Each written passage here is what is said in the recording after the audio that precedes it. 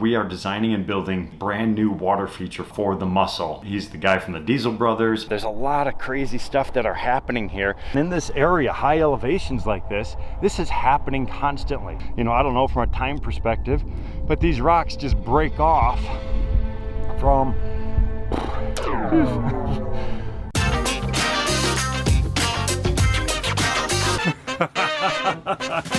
Hey, what's up everybody? Ed the Pond Professor here, coming to you from my office at Aqualand in St. Charles, which is home of the water garden capital of the world. Really cool project that I'm working on right now with Greg Wittstock, an entire team of certified contractors, as well as Cruz, who's a local contractor from Chicago who's going to be assisting us on this really cool project. So what we have happening here, we are designing and building brand new water feature for the mussel. He's the guy from the Diesel Brothers, awesome guy. He's got an incredible new home. He had one at his old house. New home is going in. His kids really want one. He's got some beautiful daughters. They are excited about getting some fish and things like that. So what we're doing is we just returned from a trip where we did the design visit.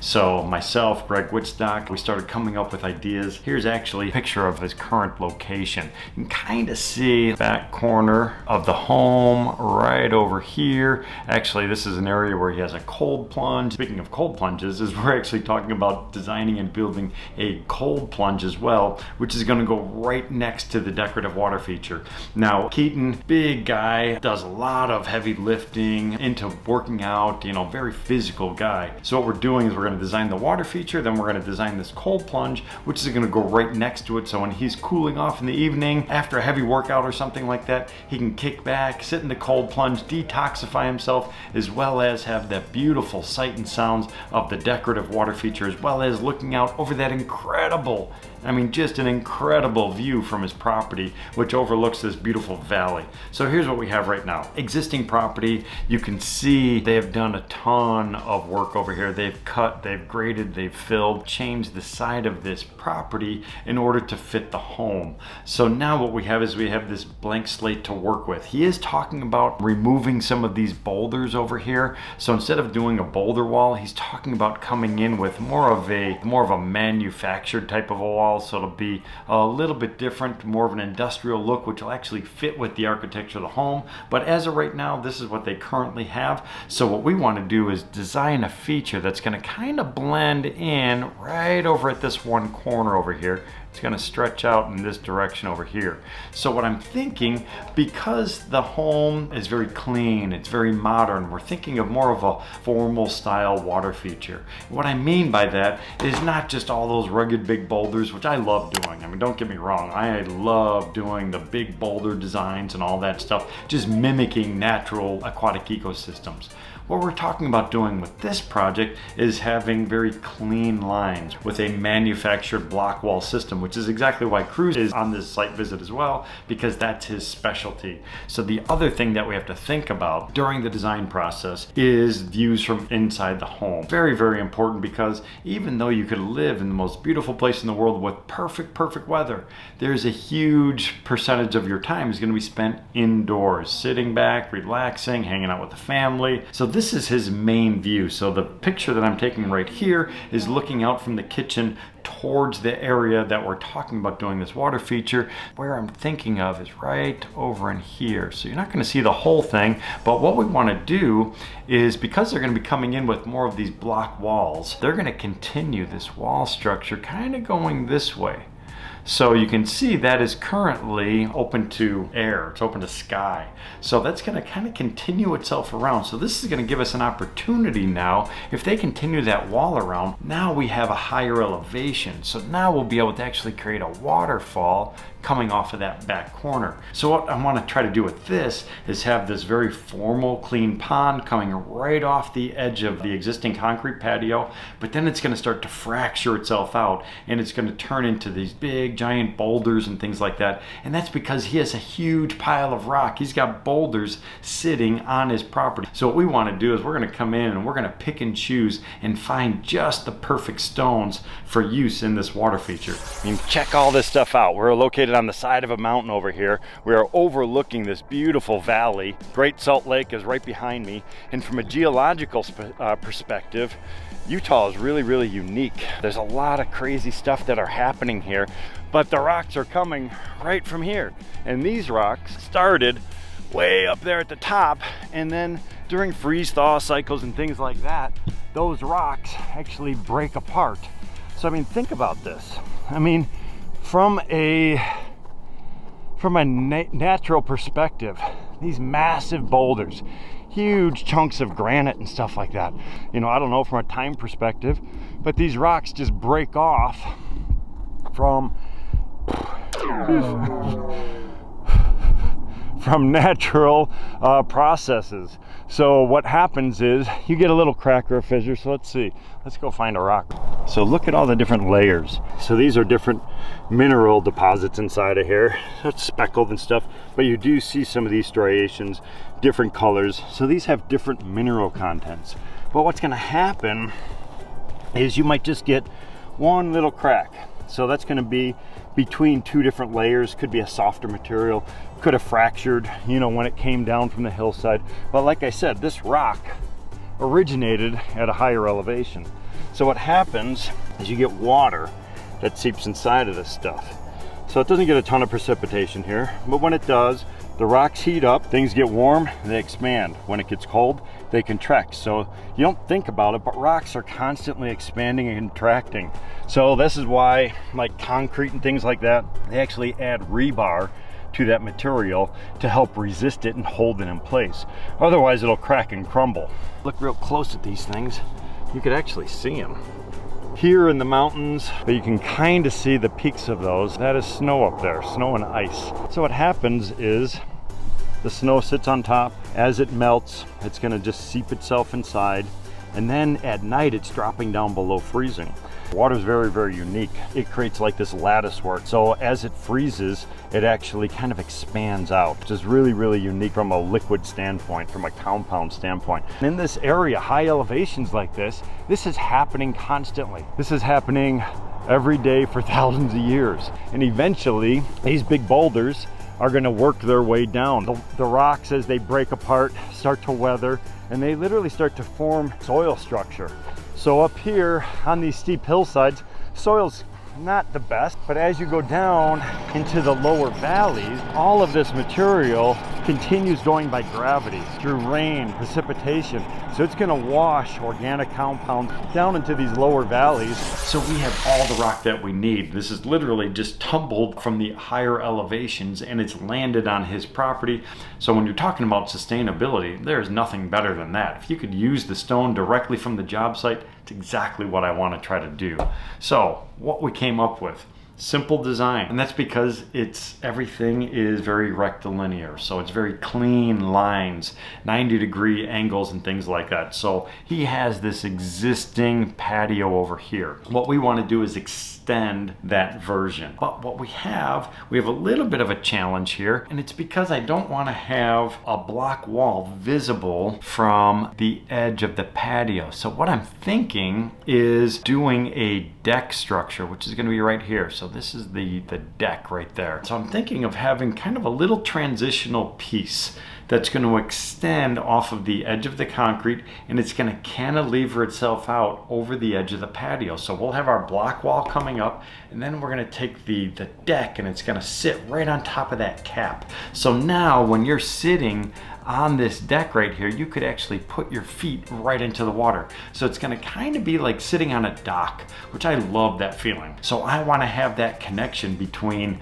the home and the water. So by adding that deck element, that's going to give us that option. The water's not going to be very deep. They're going to have fish in it and stuff like that, but we want it to be inviting for the entire family. The other thing that we have to think about is a filtration system. Does not have a lot of leaf debris, but he is going to get blown in. Debris is going to get dust and sand and stuff like that. So we're going to have a pre-filter. The pre-filter is what we call an intake bay. So what we're doing is we're going to take our snorkel, Centipede, AquaBlox, all that stuff that you've seen us work with before. I'm going to put that into a small cove off the edge of the pond. So what that's going to do is we're going to have a pump vault sitting inside of here, and when that pump is turned on, it draws water into it. So what's going to happen is we're going to be drawing water, and it's going to want to get sucked right into this intake bay. So any floating floating debris that falls on the surface of the pond is going to get sucked into the shallow little zone where it can be removed periodically. You're going to have to clean it out once a year, totally drain that section to remove any solids and things like that, but there will be some floating debris that you could easily go in and remove. The other thing that I'm thinking, so we're going to take this water, we're going to plumb it all the way up here to the top, up to our wetland filter. We're going to have that natural fragmented bouldery type look coming out of the hillside, and then we're going to have this flow of water coming into the actual pond.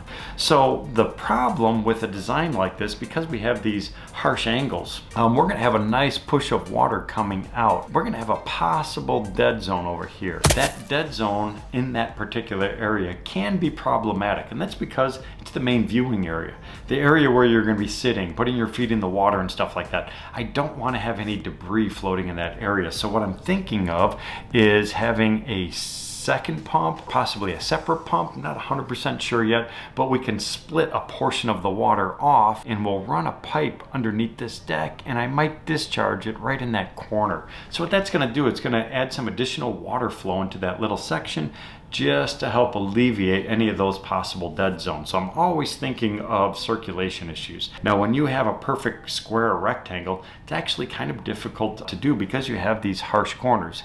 There is a possible dead zone for over here as well, but that also, because it's in the background, that could be a perfect location for a beautiful water lily.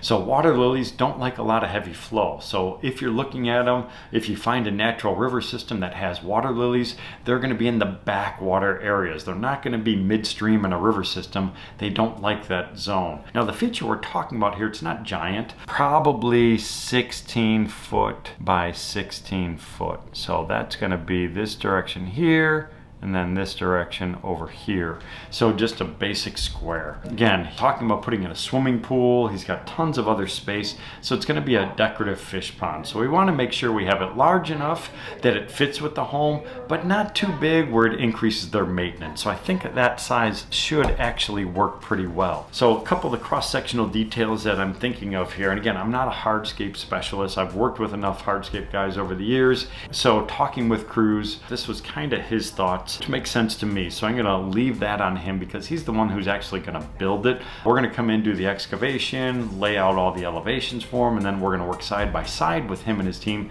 but ultimately it's up to his team to install. So what we're thinking of, once we get everything excavated down to the appropriate elevation, we're gonna compact the subgrade underneath the wall zone. On top of that, he's gonna come in and pour a concrete footing, usually coming in with a compactable base material, 8 to 12 inches thick, CA7 material, so it's a crushed aggregate material, compacts and it creates a substantial base for the block wall system to be built off of. He wants to do concrete, totally fine with that. We are then going to come in with our rubber membrane and we're going to go over the top of that concrete footing, and then he's going to build a wall on top of our rubber membrane, just like we would put our boulders. This is called the Ucara wall system by Unilock.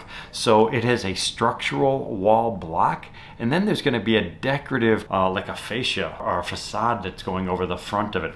So this actually has a series of grooves, and I'll show you how this is actually installed, where you could hang different material on the face. The nice thing about it is, if there's any damage to it, you could change that piece out and you can put a new one in. You could also easily do an update without actually ripping out the structural component. So this gives us a lot of design flexibility. On top of that, we're gonna take our rubber membrane, we're gonna bring it over the top of that block, and then we're gonna place that capstone on top. It's gonna lock everything in position. He's gonna be coming in with an adhesive going in between some of these wall blocks, but also, and the reason I wanted to show that, is our rubber membrane is not gonna go all the way to the end of the block. We're gonna stop it short. This way he could actually get a good bond right in here between the capstone and that wall system. So now we have a good structural piece. That system that I'm talking about using is right here. This is the Unilock Ucara wall system. You can see we have these structural wall blocks, and then you have this like a tongue and groove type setup where you could hang these pieces on, and we could mix and match the different faces. So we still have to figure out exactly what type of details we're gonna be installing from a decorative standpoint, but I know this system's gonna work. The other thing that we have on this project is our wetland filter. The reason we're doing a wetland filter, the pond is not necessarily huge. Normally I hold back on these wetland filters for larger features and or recreational style ponds. This is kind of that transitional feature. I'm thinking his daughters are going to splash around maybe in the water and things like that, and he's also very particular about having clean, clear water. So what we're going to do is we're going to oversize the filter. So a 16 by 16 foot pond, it's a perfect square. That comes out to 256 square feet of surface area. Now for just a traditional fish pond, I would go with about 10% of the surface area for the wetland filter. But because we want to have pristine water quality, I'm going to go all the way up to 30% of the surface area of the pond. So 30% of 256 square feet is approximately 77 square feet. I'm going to up that and I'm going to make it 80 square feet. So that is one of our standard systems. We have our Centipede module, we have our snorkel vault for cleaning, then we also have these AquaBlox, which is the water distribution system. This is going to spread the water out nice and evenly and allow us to have a sedimentation chamber. So we have fast moving water come in. We have a 93% reduction in water velocity. Sediments are going to accumulate in this hollow chamber. So we're going to have those AquaBlox down in the bottom. It's going to spread the water out nice and evenly, allow the sedimentation process to occur. The water then flows up through the different gravel media where all those incredible microorganisms are going to detoxify and break down all the fish waste and the stuff, organic compounds that build up inside of any decorative water feature. I know it's a lot of stuff to think about. This is going to be a really unique design. It's a little different for us, but I am totally looking forward to it. It's a really cool setup. I love the home. That view is spectacular, and I know when this is done and it's completed, the entire family is going to be outside enjoying this amazing water feature as well as living the aquascape lifestyle. Stay tuned for this project. It's going to be awesome.